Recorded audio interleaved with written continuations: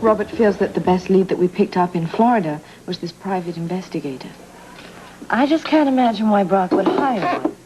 Well, neither can Robert, but he's working on it. Come in, Felton. Jake, hi. Do you want me to leave you alone? No, that's quite all right. In fact, I'm glad you're here. I have some news that I think might be good for this third change. What? Well, there are two things, really. First of all, the DA has set up a date when he's going to outline the case for me. He's willing to do that? Oh, he has to. He's obligated by law. That way the defense is not thrown out of the box by any big fat surprises. You said there were two things. What's the other thing? It's just a hunch, Bobby. But I may have come up with something that can prove your innocence, even to the DA. Ken, what a pleasant surprise. I'll just bet it is the way you've been avoiding me. Now, why would the police commissioner be avoiding the district attorney? Because you still haven't told me what you learned in Florida about the Brock case. I haven't? You know damn well you haven't. I want a report right now. Sorry. Sorry. Now you listen to me, Robert. I'll file that report when I've followed up on that lead. And as of right now, I haven't done that. If you want to discuss confidential details with your client, you know, I'd be very happy to leave. No need, Holly. We all know you're in Bobby's corner. Thank you, Holly. Jake, what did you mean that you can prove I'm innocent? All in good time, my dear.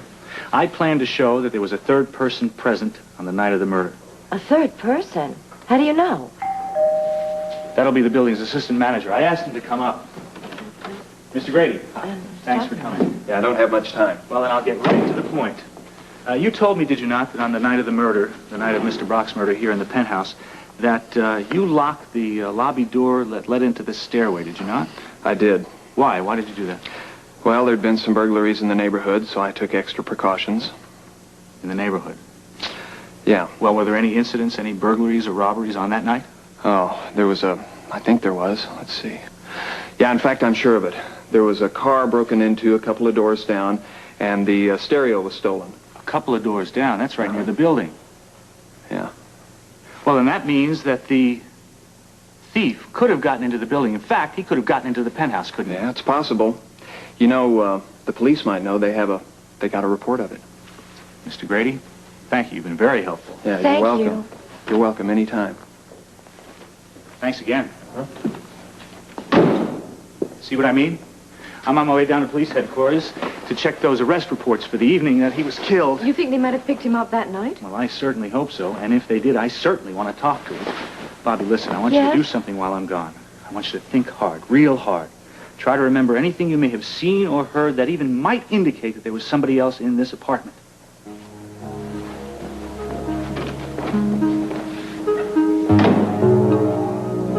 Robert, your trip to Florida, warm, sunny Florida, was at city expense. Am I right? It was, every penny, but I didn't have a decent meal for the whole trip. My condolences. Point is, anything that you learned in Florida is official information, and as district attorney, I am entitled to a full report. Starting with my eating habits. The meat and potatoes, Robert. Touché. Oh, are we fencing? Give it to me, Robert. I know you went down to Florida to check on that trip that Brock made. I also know that his wife was a hustler down there. Bobby was a very young girl then. I'm not passing judgment. I'm asking for what you found out, and I might add, on city money. Well, why didn't you say so? Are you having fun, Robert?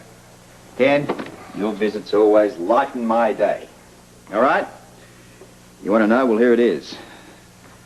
Brock went to Miami to hire a private detective. For what? I don't know yet. I haven't been able to question the guy. 10-to-1, Brock hired him to find some more dirt on his wife.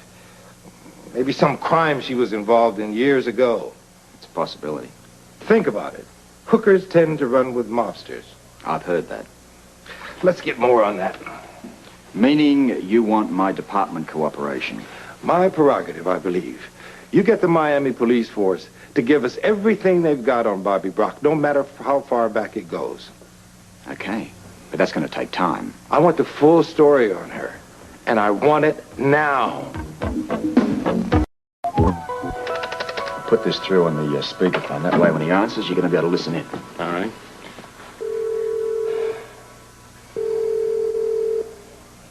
You've reached the Garvey office. Oh, it's his answering At the machine sound again. of the beep, please leave your message and a telephone number, and I'll get back to you as soon as possible. Well, no No point in leaving a message again. He's never going to return a call from a police official. Well, come on now. We should be able to come up with a message that would intrigue him enough that he'd call back. I'm trying to think of something. Too bad we can't have Brock call him. What? Well, Brock retained him. He'd certainly return a call from Brock, wouldn't he? Oh, did I ever say what a genius you were, Mr. Brock? What? Mr. Who? Brock. In other words, you. Now, I'd make this call myself, but I think the accent's probably going to be a giveaway. That'd be now, listen, for I'll sure. tell you, when you call that bloody answering machine of his, say it's D.L. Brock and, say that you want him to call you back. Garvey's got no way knowing that Brock's dead. All right.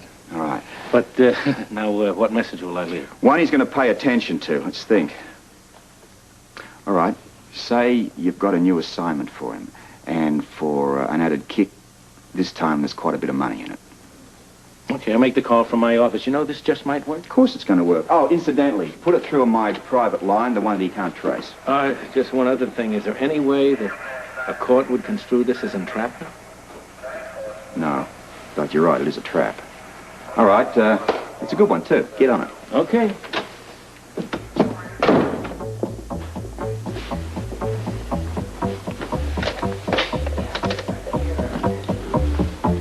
Sergeant, listen, get Ruby Anderson on the phone for me, will you? Yeah, she'll be at the diner. Tell her I'd like to see her in my office as soon as possible. Please. Thanks for coming, Ruby. Hope you don't mind. Oh, mind. Anything's going to help Bob. Well, hope we can. Have a seat. I thought I'd throw this in now, but I'm sticking my neck out a little bit on this one, but it's not really all that important. Oh, if it's going to help Bobby, it's important to me. Well, in the final analysis, it's my job to find and charge the guilty, not persecute the innocent. Okay. I want you to think back. Think back to your days in Florida with Bobby. So long ago. Nevertheless, is it possible that Brock could have learned something about her past, something that he might have been able to use against her?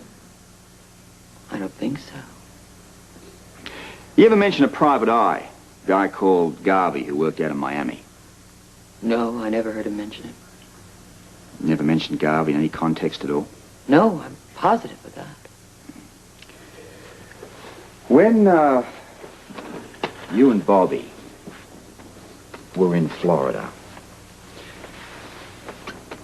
did she ever have any underworld connections with the mob, criminal element?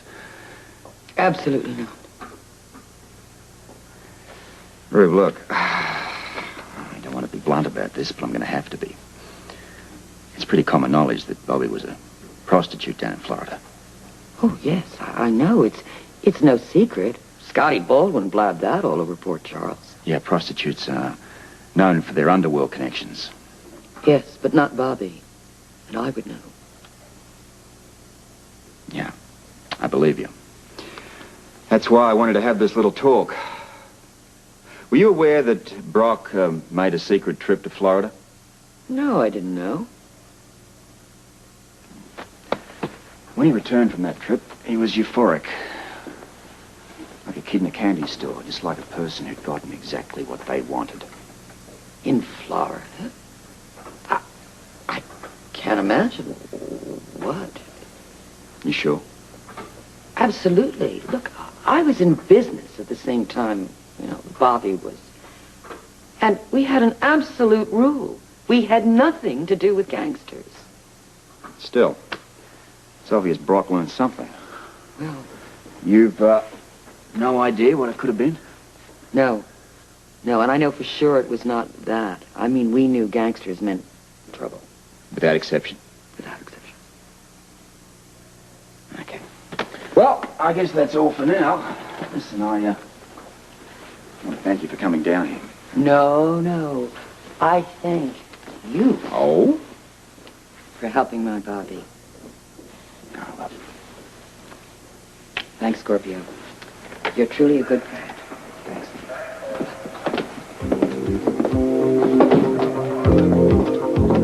I have got news, and for once, it's all good. Jake, what happened? Well, I saw Ramsey about the arrest reports the night of the murder. You ready for this? There was a guy arrested today for stealing a stereo out of a car. Oh, there must be more. Oh, yeah, there certainly is. The guy's name is Vincent Becker. The car that he took the stereo from was parked 2 doors from this building on the night of the murder. Well, how come Robert hasn't made this connection? Well, he hasn't had time yet. The guy was arrested today for fencing all that stuff. They were still booking him when I left headquarters. Did you talk to him? Not yet, but Ramsey's going to set it up. You know what I think went down that night? What? Well, first of all, this Becker character, or any thief for that matter, was in this penthouse before anybody came home that night. He was right here. Sure, why not? He was in the process of robbing the place when he heard you guys coming. He hid. Then when you were unconscious, he tried to make his getaway, but Brock confronted him. And? Well, Brock had his gun. A fight ensued. The thief took the gun away from Brock and shot him, and then hightailed it out the door. You know, that could be exactly what happened. I'm sure it is. Now, Bobby, I want you to do something. I want you to search this place and see if you notice anything that was stolen. But I haven't noticed anything. Well, look again. Look thoroughly this time. You know, your theory would also explain why there were no unknown fingerprints on the gun. If this Becker chap was a pro, he would undoubtedly have been wearing gloves. And if they were made of some synthetic material, they wouldn't have smudged the prints already on the gun. That's right. Jake, if you talk to him, do you think he'll confess? Well, I'm sure he will not willingly confess, but you know Scorpio, if he can get a good case against him, he can get him to break. It would be incredible. I could forget about that dream that I had. What dream? A dream that I shot Brock. Damn it, Bobby, will you forget about that dream? I'm explaining my dream. That's what it was, a dream, a hallucination. It did not happen. It is not a fact. You did not kill your husband.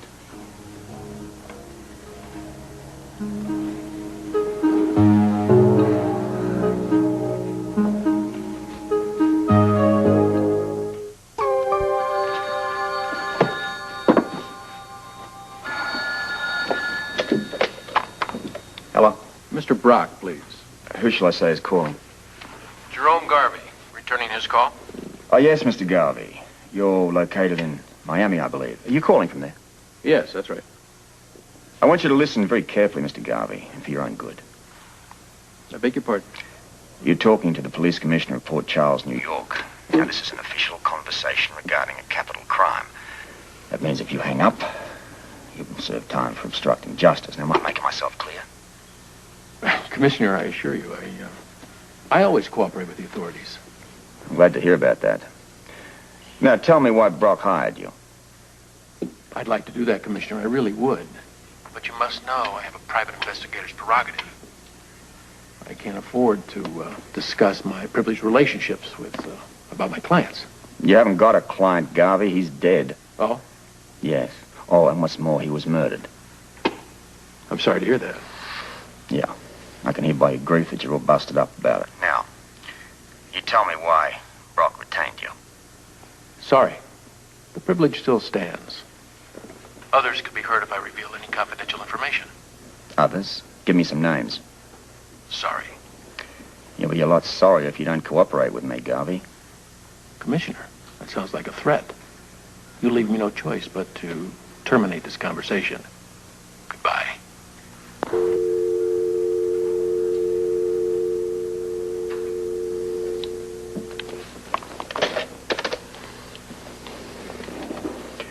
Bert, will you come in here, please?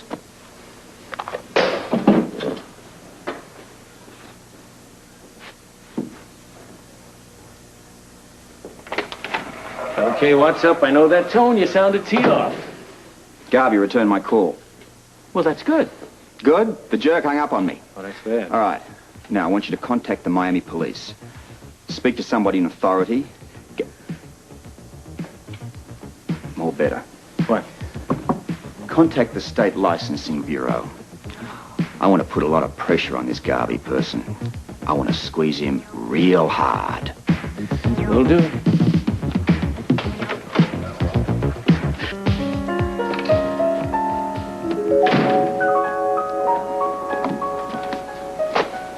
Apparently you had quite a good day.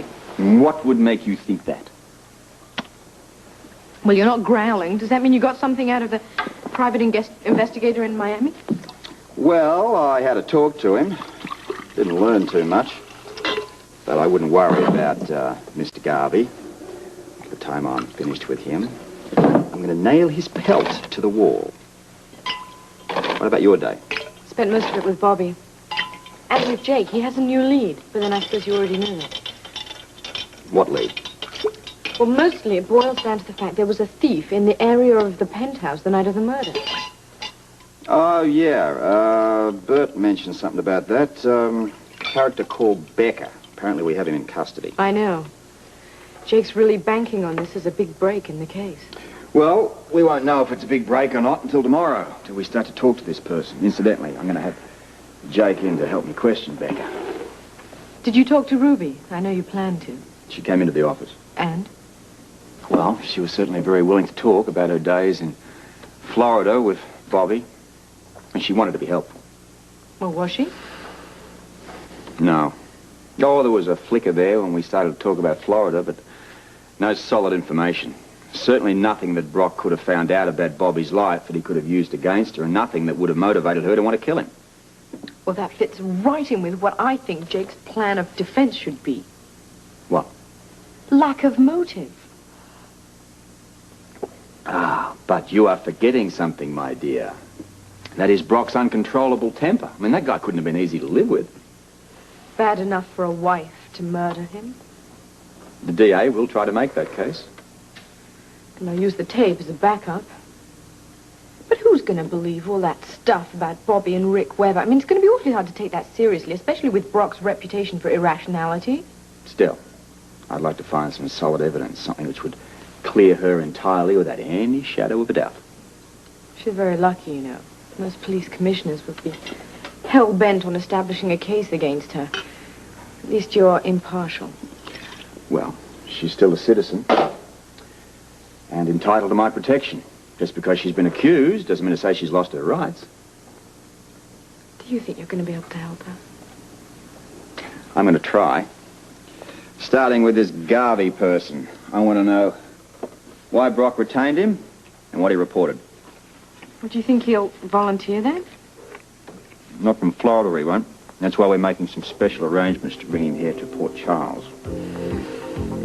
Where I intend to lean on Mr. Garvey, lean on him hard.